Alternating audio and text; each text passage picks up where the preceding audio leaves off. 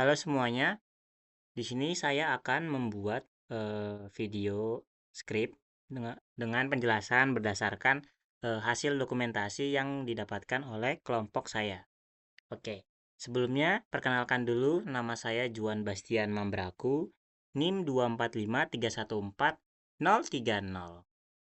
Oke, langsung aja kita lanjut ke tahap pertama. Ya, pada tahap pertama, kelompok kami membuat starter dengan fermentasi stroberi pisang. Nah, starter ini akan digunakan untuk mengubah proses fermentasi kopi dari proses alami yang tidak dapat diprediksi menjadi proses biologis yang terkontrol untuk meningkatkan kualitas dan konsistensi rasa kopi. Selain itu, starter juga mempersingkat waktu fermentasi secara keseluruhan. Nah, kita akan lanjut ke langkah-langkahnya untuk membuat starter berdasarkan starter dari kelompok kami. Ya, pada gambar di yang telah disajikan terdapat bahan-bahan, yaitu kita butuhkan stroberi, kulit pisang, serta ragi yang aktif. Nah, untuk mengecek ragi aktifnya kita bisa masukkan gula ke dalam air hangat, kemudian kita larutkan terlebih dahulu. Terus kita bisa memasukkan raginya, kemudian kita tutup rapat dan menunggu 5 menit. Ketika ada muncul busa-busa, itu tandanya ragi aktif. Nah, kita lanjut ke tahap selanjutnya. Nah, di sini buahnya itu dipotong kecil-kecil seperti di gambar ini. Kemudian, begitu juga dengan pisang, agar nanti dia dapat masuk ke dalam blender ini. Nah, nanti buah-buah tersebut yang dipotong kita akan blender. Terus setelah di blender, kita melakukan penyaringan. Nah, penyaringan ini biar menghaluskan hasil dari hasil blender tersebut. Kemudian kita masukkan ragi seperti yang digambar itu. Nanti setelah sudah masuk, kita aduk-aduk agar merata. Nanti kita tutup dengan rapat agar tidak masuk udara. Nah, kemudian kita akan mengukur suhu dan pH meternya untuk 12 jam sekali atau boleh lebih awal, karena tergantung pada raginya. Oke, di sini lanjut ke tahap untuk pengambilan kopi dengan berat 1 kilo. Selanjutnya kita akan mencuci biji kopi tersebut seperti gambar video di samping ini. Nah, setelah kita mencuci, kita memilah mana saja biji yang bagus dan biji yang berkualitas, yang jelek. Yang jelek itu yang mengapung dan yang bagus itu yang tenggelam. Setelah kita memisahkan ini, kita akan lanjut ke proses selanjutnya, yaitu proses penumbukan atau pemisahan biji dengan kulitnya. Nah, kita tumbuk-tumbuk seperti ini menggunakan alat agar dapat lebih mudah untuk memisahkan biji dan kulit kopinya. Kemudian hasilnya kita akan pisahkan, yaitu biji sendiri dan kulitnya sendiri. Setelah itu, bijinya kita masukkan ke dalam wadah fermentasi untuk kita akan lakukan penambahan starter. Kita masukkan terlebih dahulu bijinya seperti video yang sudah ditampilkan ini.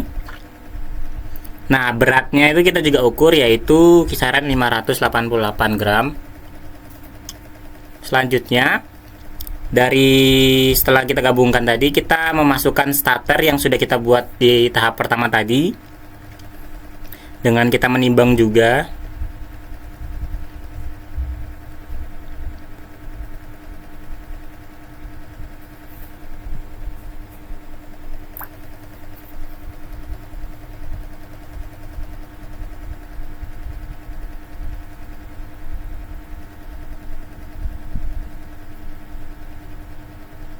Nah, setelah starternya sudah dimasukkan, hasil dari totalnya yang didapatkan yaitu sebanyak, wah, ini banyak nih starternya ini.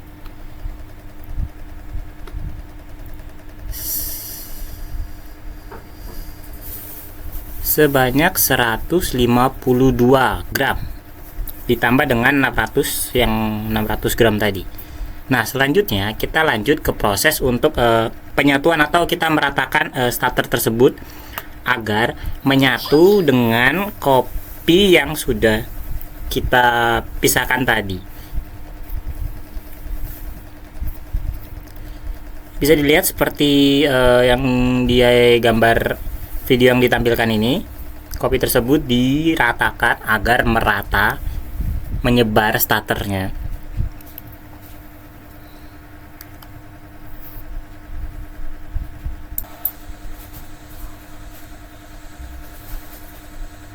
Kemudian kita akan memasukkan selang kepada botol kecil itu supaya agar udara yang terdapat di dalam biji kopi tersebut tidak masuk, supaya hasil fermentasinya menjadi lebih baik. Selanjutnya kita akan mengukur Brix dari lendir dari kulit kopi, dari kulit biji kopi. Nah, kita akan mengukur pakai alat pengukur Brix, yang dimana hasilnya sebagai berikut saya tampilkan. Jadi ini untuk hasil pengukuran Brix-nya, yang dimana itu menyentuh angka 30 dan biru-birunya ke menyentuh garis bawah 10. Oke, setelah kita melakukan tahap penyampuran starter dengan biji kopi tadi, kita akan melakukan tahap fermentasi. Nah, ini kita akan berikan data-data selama fermentasi dilakukan, selama hasil pengamatan fermentasi yang dilakukan selama 96 jam. Nah, pada jam ke-0 atau permulaan, itu suhunya mencapai 25 derajat Celcius, serta pH-nya menyentuh angka 5. Warna dari fermentasi tersebut yaitu coklat muda kehijauan. Nah, kemudian jam ke-14 itu suhunya menyentuh 27 derajat Celcius. pH-nya juga masih 5 dan coklat tua kehijauan warnanya. Nah, setelah kita melihat di bawah itu hasil dari pengamatan itu menunjukkan sama semua, namun yang berbeda pada jam 84, jam ke-84. Suhunya tetap sama, namun warnanya berubah menjadi coklat tua. Dan sedangkan di jam ke-96 itu suhunya naik menjadi 28 derajat Celcius, sedangkan pH-nya tetap 5 dan warnanya juga coklat tua. Oke, selanjutnya kita lanjut ke tahap pengeringan. Di sini sebelumnya kita akan memasukkan dulu hasil dari fermentasi tadi. Kita ratakan ke suatu wadah untuk diletakkan di dalam oven.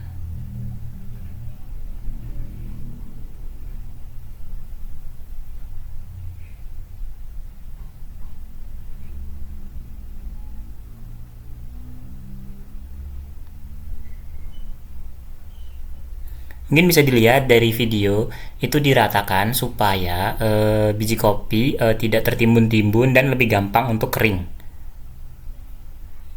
Nah, setelah itu kami juga menimbang dulu terlebih dahulu. Kami mendapatkan hasil dari fermentasi dengan berat 822 gram.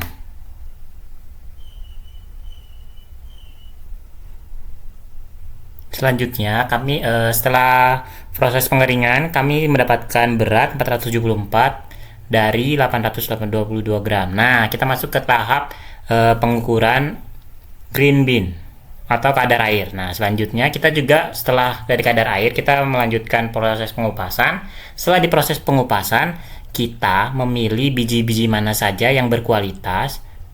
Seperti biji berlubang itu punya tabelnya sendiri, dan biji-biji yang coklat juga punya tempatnya sendiri. Setelah itu kami mengambil sampel sebanyak 76 gram untuk digunakan di tahap selanjutnya. Nah, selanjutnya ini adalah tabel data dari hasil biji-biji yang telah kita hitung. Kami dari kelompok I, yaitu kami mendapatkan grade 4B, skor totalnya 76,75, serta density-nya adalah 0,76.